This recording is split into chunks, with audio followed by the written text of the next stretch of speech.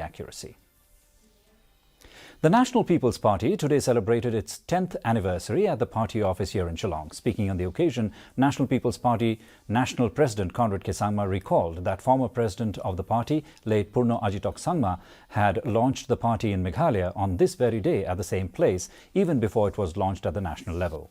He said that the party has managed to overcome many of the challenges it had faced during its past 10 years. Other senior leaders of the party were also present on the occasion. Meanwhile, the foundation day of the party was also observed in Jowai, where Jowai MLA and District President Wailat Miki Shilla and others were present on the occasion.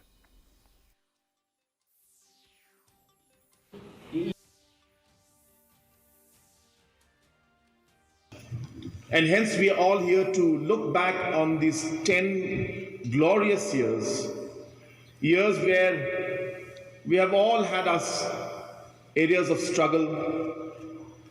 The National People's Party and its members have gone through a lot of ups and downs, and it has been a very challenging last 10 years.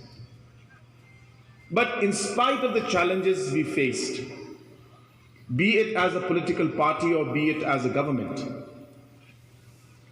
we have been able to overcome those challenges.